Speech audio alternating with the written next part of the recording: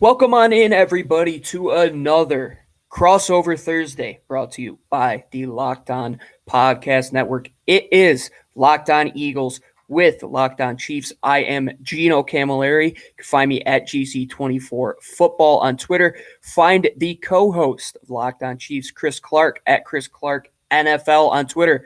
Chris, how's it going in Chiefs Kingdom? Not very good, as you can only imagine right now. Yeah, I know it's weird sitting at the bottom, isn't it? It's not something that you're used to. Yeah, 1-2 after 3 weeks. I did not see coming. I think I lost. I think I had him in my predictions, in my season predictions, losing 3 or 4 games. At this point, they'll be lucky to only lose 4. So I'm not saying that this team is out of it. I think that they still have a very good team, and I think they can turn it around. But they have to start this week. So. Yeah, both teams coming in at 1-2. I would say both are really on different planes of existence right now. The Chiefs, if you looked at our Locked On Power Rankings with all the co-hosts from all over the network, they put the Chiefs right up at the top, right in that top 5 still. People are still confident in them. And then there's our Philadelphia Eagles, who are at 24th in those power rankings, a bottom tier team. So 2 teams coming in with 2 different messages. And I would say that the Chiefs' messaging is we got to get back on track because it seems like that division might be the best division in football currently. It could be. I still have questions about Denver and their QB situation, so let's see how that plays out over the course of the season. And then you look at the Raiders, and yeah, they're 3-0. Congratulations to them for playing well so far. I do think that they're going to stumble, and I'm just wondering when that's going to be. I will believe more in the Raiders when we get to Week 11 and Week 12 if they're still at the top of the division. Yeah, and you can't really count the Chiefs out. And when you look at the Eagles, are they the second best team in this division? I don't know, but record-wise, it shows that they are. I think that come Sunday, we will see 2 teams really at the opposite ends of the spectrum, which we saw when we played the Cowboys and the Niners the past 2 weeks. 2 teams that are in that upper echelon. It's clear that the Chiefs have the talent. It's clear that the Eagles lack a lot of the depth, and we're going to talk about that in a majority of this show. And in segment 2, Chris is going to come back and ask me questions about the Eagles, and then we'll finish up the show with me asking Chris a lot of questions about the Chiefs. And we're not going to waste any time. We're going to get right into it. When we come back, Chris is going to ask me questions on the Eagles. But before we do that, we have a message from our friends at Get Upside. Hey, Eagles and Giants fans, it's Gino Camilleri with an incredible app here to anyone who buys gas. And if you're not buying gas at this point, you're either riding a motorcycle that is electronic or you're getting an electronic car. But for most people, you can go to Get Upside where you can make up to 25 cents. And right now you can make 50 cents back if you use the promo code TOUCHDOWN on the Get Upside app, where every time you fill up, you get cash back for the gas that you spend. Don't pay full price at the pump anymore. Get cash back using Upside. Download the app, use the promo code TOUCHDOWN, and you'll get 50% back, 50 cents back per gallon on your first tank of gas. Some people who drive a lot can make a lot of money, up to $200 to $300 in a month with cash back, and there's no catch. Cashback gets added right to your account. You can use it at PayPal, an e-gift card, Amazon. For people like me that love our friends over at BetOnline.ag, I take that money, use it for my gambling. So thanks to Get Upside, you could use the promo code TOUCHDOWN to get 50 cents off at your first fill up. And if you have any other issues with your car, you could go to rockauto.com. And with the ever-increasing numbers of makes and models, it is now impossible for your local chain auto store parts front to give you all the parts your car will have. Why go to the counter and go through that intimidating questioning with somebody who's only going to sell you what they have in their warehouse? You have computers, you have a phone. Go to rockauto.com. Why choose to spend 30 to 50 to 100% more on the same parts from your local chain storefront? Rock Auto prices are reliably low for every customers. They have everything you can need: brake parts, tail lamps, motor oil, and even new carpet. Go to rockauto.com and write "Locked On" in their "How did you hear about us" box so they know that we sent you. Amazing selection, reliably low prices, all the parts your car will ever need. rockauto.com. All right, Chris, let's get into it. Fire away, my friend. Ask me some questions about an out-of-conference matchup that only happens once every 4 years and once every 8 years here in Lincoln Financial Field. Fire away, my friend. I look at this game and I think As much as I hate saying it because it seems like it always plays back to the QBs, I think that's what this game is going to boil down to. What do you see from Jalen Hurts so far in his young Philadelphia career? Obviously, he's the starter this year. Big question marks whether or not he can fill the role that they're wanting him to fill. So, what do you see from him so far? Yeah, he's definitely a different type of player than Patrick Mahomes. Obviously, one was picked at 10, used a first round pick to move up with Buffalo to get him in Patrick Mahomes. Andy Reid clearly had a keen eye for him. Jalen Hurts was picked at 53. They didn't have to move up or down to get him. He was kind of a guy that was going to be the backup here in Philly to Carson Wentz before they ended up trading him. And now you're asking, is Jalen Hurts the guy? Through 7 games, I don't know, and I'm leaning towards the side of that he isn't the guy. He is a guy that will have a career in the NFL. He has the athleticism. He has enough arm talent to get it done. But does he have enough to do it over a 17-game stretch? And if you go to the playoffs, you're playing upwards of 20 games now with this 17-game schedule. And just in this short NFL season so far, you have seen Jalen Hurts on a roller coaster of emotions. At times, he looked fantastic against Atlanta. Down the stretch against Dallas, he looked okay. But at other times, he really has had a hard time locking in to his second and third read, hitting guys while they're open across the middle. He's slow to some of his throws. You can really see the lack of arm strength, down the field on some of the interceptions that he's thrown. And he's lucky that he doesn't have more interceptions right now than he has touchdowns, because there have been some plays that have been bad, that have been dropped by defenders. But I look at it, he's a guy with his legs. He can keep you in games. He's continuing to put up over 50 rush yards per game. But do you want your quarterback to be leading your team in rushing? Unless it's Lamar Jackson, I'd probably say no. Yep. And Jalen Hurts, I don't know if he is the answer. We'll see against a Chiefs defense that is susceptible to giving up points, but so was Dallas last week, and they struggled to score on offense. They only put up 14 points on offense. One of those touchdowns came late in the game when Dallas was really giving them anything and everything. So can Jalen Hurts get it done against the Chiefs? I think the top quarterback does come out on top, like you had said. I look at what he has done so far, and I watched a little bit of that game against the Cowboys, and I will say I think that he played okay. There were times where you could see that he has talent, he has the ability to play in this league, but then there are other times like that throw to, I believe they got intercepted by, I think it's Quandary Diggs, that went back to the house. Trevon Diggs, the younger It's brother. Trevon, thank you, Diggs. sorry. Yep, no you're problem. right. Trevon Diggs. You can't make that throw. No. You absolutely cannot make that throw. And when you do something like that, it puts your team at a huge disadvantage. Obviously, a pick six is a huge play, but you can't throw an out like that and be so late on the throw that you're going to give somebody a clear shot at it. That was really what stuck out to me watching the game. Now, when you look at the rest of this Eagles offense, the offensive line actually, I think, has struggled a little bit more than I was expecting. Lane Johnson has been a force on their offensive line for years, and he seemed to struggle really against the Cowboys, against a pass rush, which I wouldn't expect him to struggle against. Is that kind of what you're seeing? I would say that was probably the worst game that the offensive line had played, be it that was the first time that Brandon Brooks was out. They had Landon Dickerson play his first start there. Yep. I mean, rightfully so. He had his up and down moments. There is a lot to be said about the cohesion between Lane Johnson and Brandon Brooks when they are together. They definitely play better together than a young Landon Dickerson right now. And then Isaac Seumalo, who is probably the unsung hero of this offensive line, is now out with a foot injury. And we don't know the status of Jordan Mailata at left tackle. So the only two guys there are Jason Kelce and Lane Johnson that have been the starters for quite some time. They have been getting it done, but I would say in that game plan where they passed the ball way more than they did run it, where they only handed the ball off twice, the strength of that offensive line is getting up to the second level in the run game with athletes like Lane Johnson and Jason Kelce. Even Landon Dickerson's a good athlete in his own right. So is Andre Dillard and Jordan Mailata, who played there. So when you're having to defend against the pass for a guy who is at the top of the league right now in time to throw, and when he gets outside of the pocket, yeah, things are going to break down on the offensive line. I would say the offensive line is probably the second best unit on this team right now outside of the defensive line.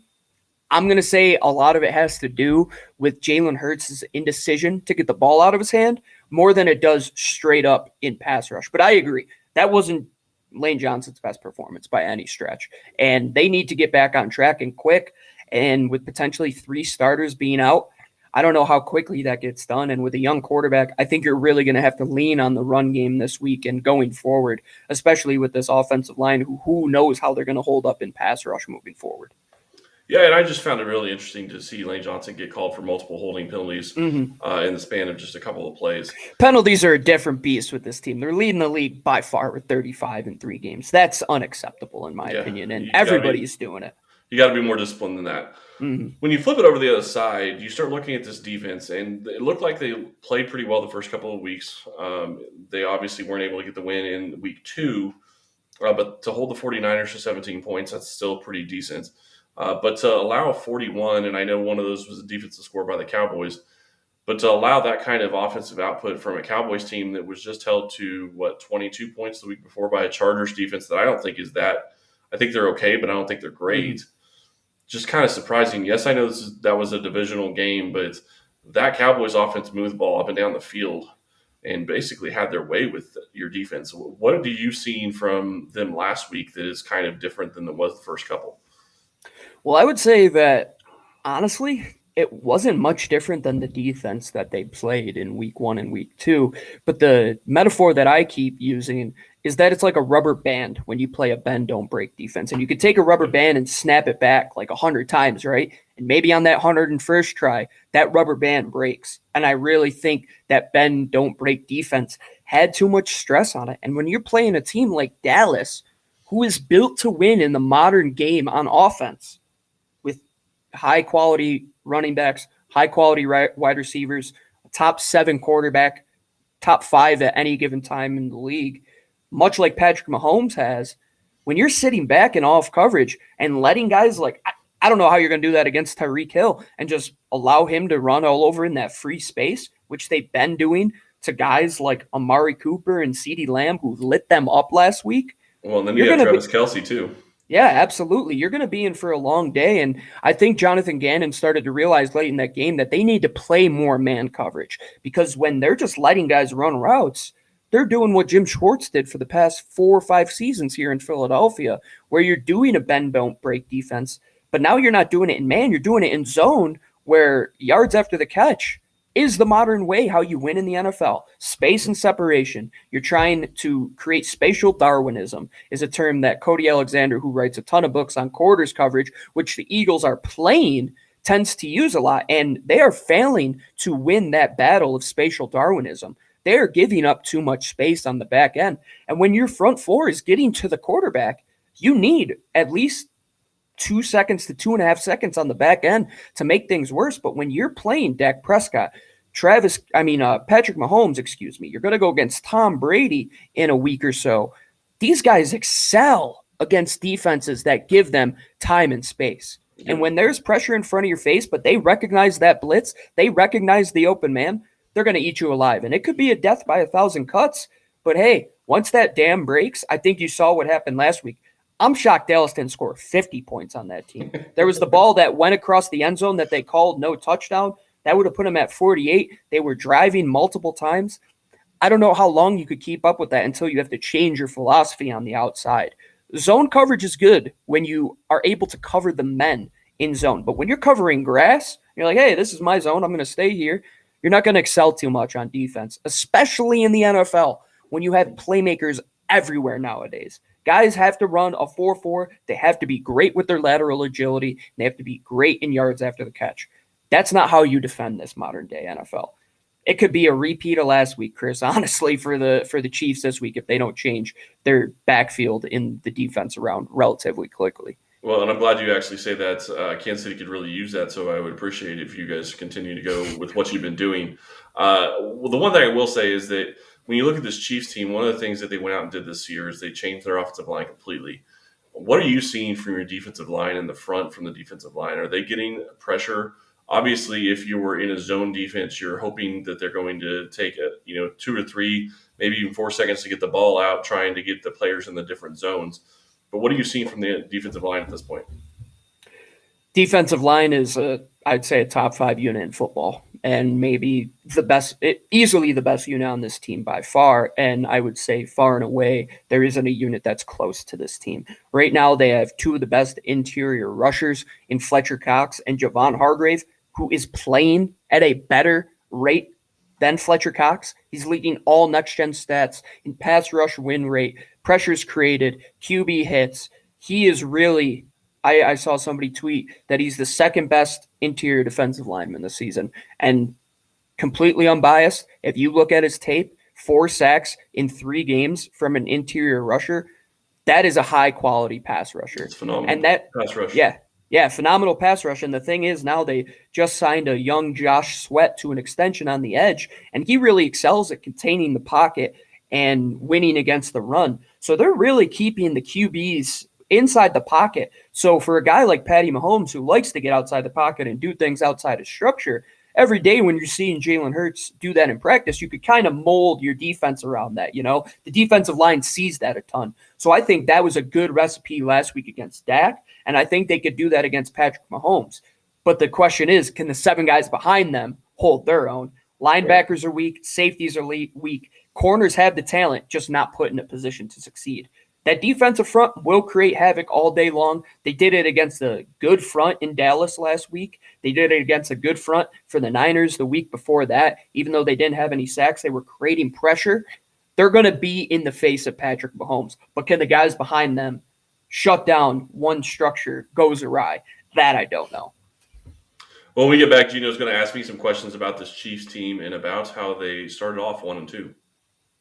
Absolutely. And if you want to put some wagers on this game, and it is an out-of-conference matchup, so if you want to be invested, it isn't an NFC East matchup. But hey, if you want to be there on Sunday, watching your red zone and get involved in the game, go to betonline.ag because everybody is betting on football this time of year. It's the number one place to bet on pro and college football with their new updated interface and even more odds, props, and contests.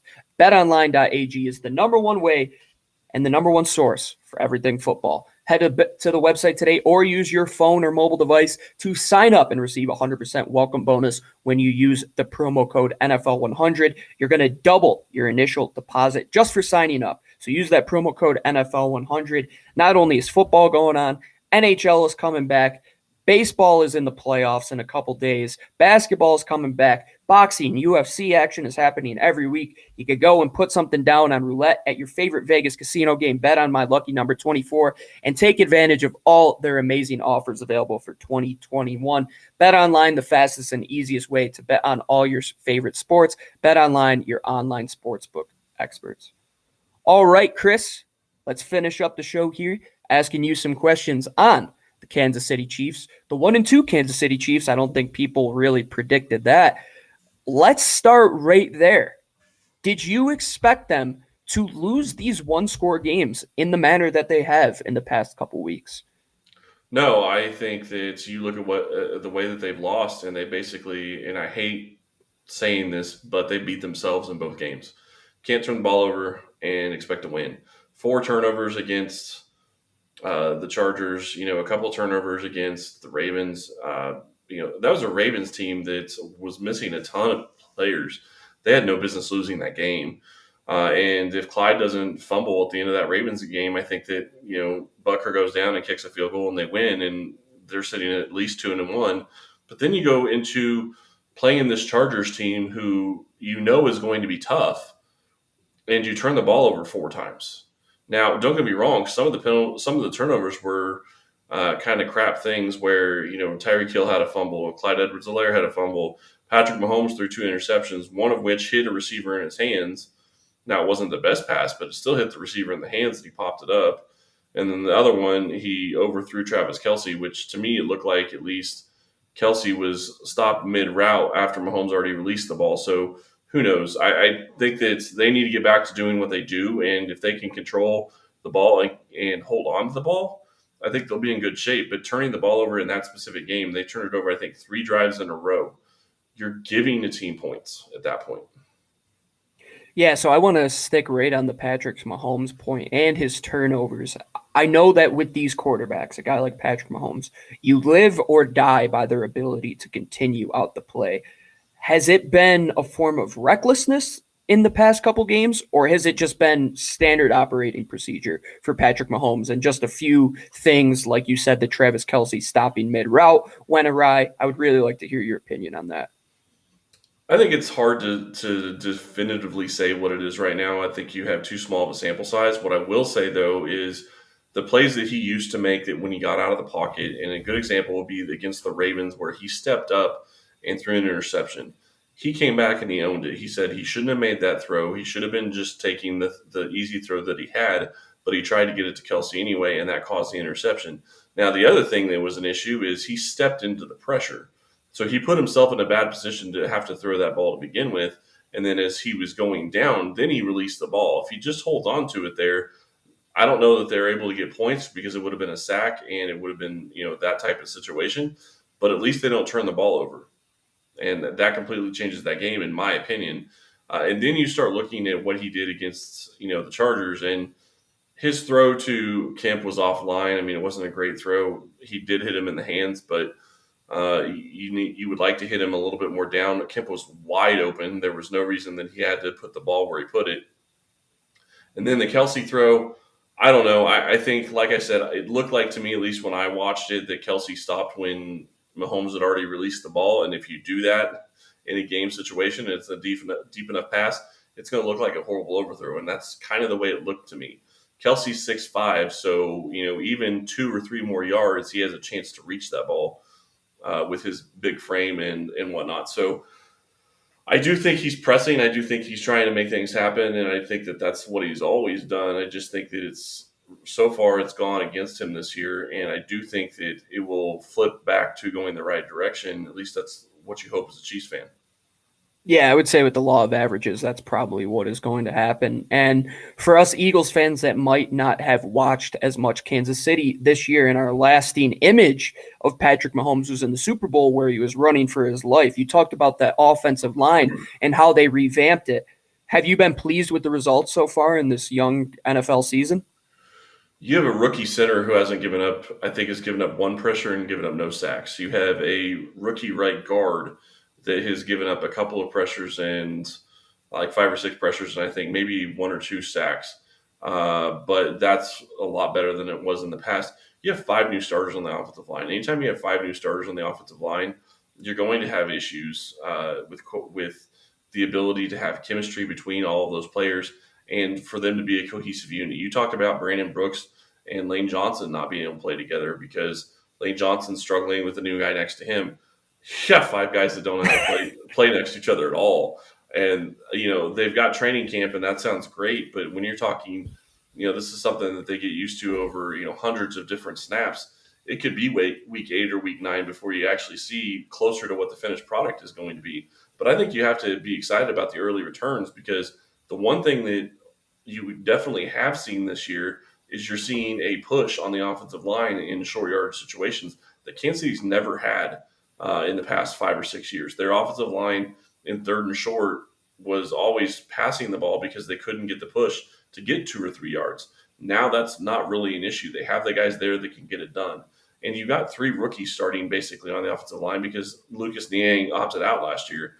If those 3 guys can get together in Creed Humphrey and Trey Smith and Lucas Niang, you're going to have a great line. Joe Thuney is already one of the best linemen in the NFL at the guard position. And Orlando Brown had a really big struggle week 1 against Myles Garrett. But I got news for you. You're not going to play Myles Garrett every week. Now, Myles Garrett, in my opinion, I've said this before on our show, top 3 pass rusher easy in my mind. You're not going to play that guy every week. Mm-hmm. So as long as you know that he's going to struggle against guys like that, you should be able to give him help and take care of it. But I think Brown's even looked pretty good the past couple of weeks. He didn't give up any pressure that I remember against the Ravens.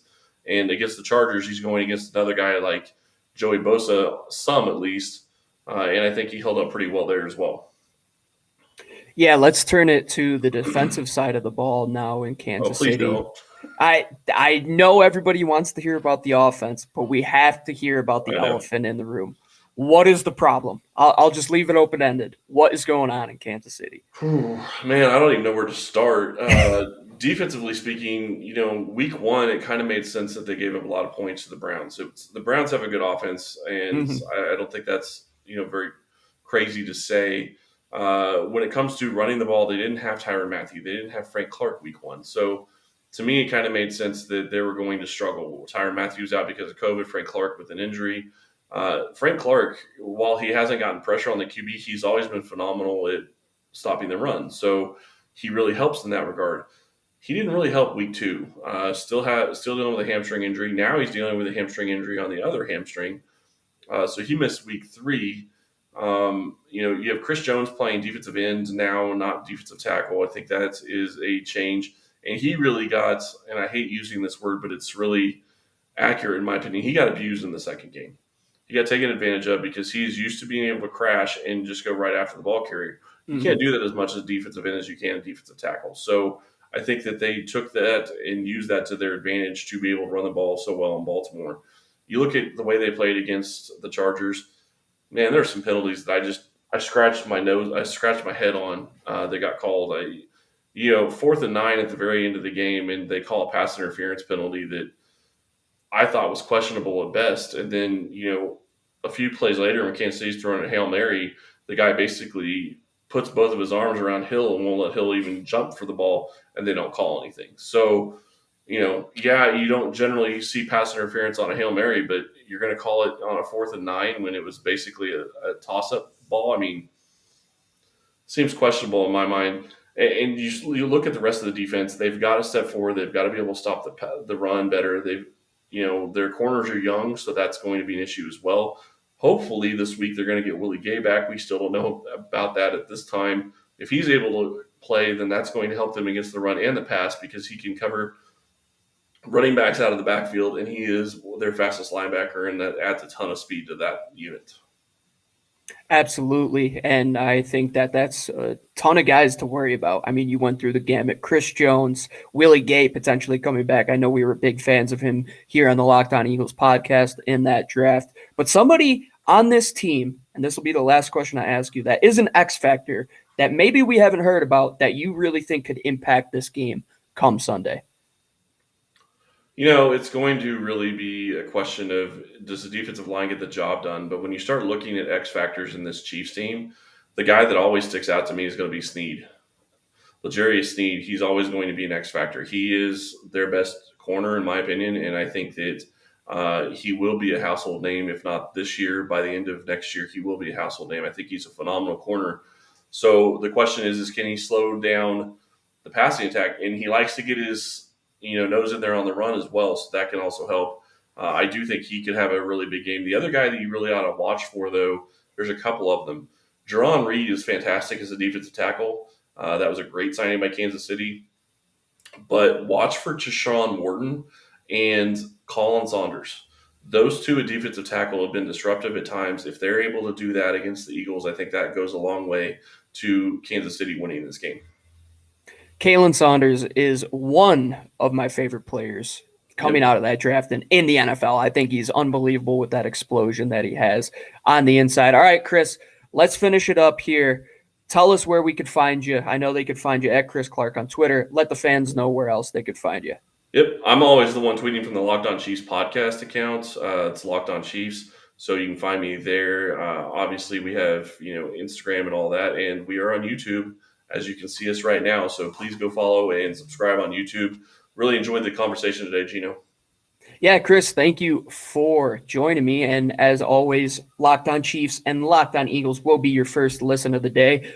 For your second listen, make sure you go check out Locked On Bets. It doesn't have to be a guessing game if you listen to the new Locked On Bets podcast, hosted by your boy Q, handicap expert Lee Sterling. Get all your daily picks, blowout specials, wrong team favored, and Lee Sterling's lock of the day. Follow the Locked On Bets podcast, brought to you by BetOnline.ag or wherever you get your podcasts. And then you can find me, Gino Camilleri, GC24_football on Twitter. Find my co-host Lou at DBAussieLOE. Find our main account at Locked On Birds on Twitter, at LockedOnEagles.com. And then any podcast on the Locked On Podcast Network.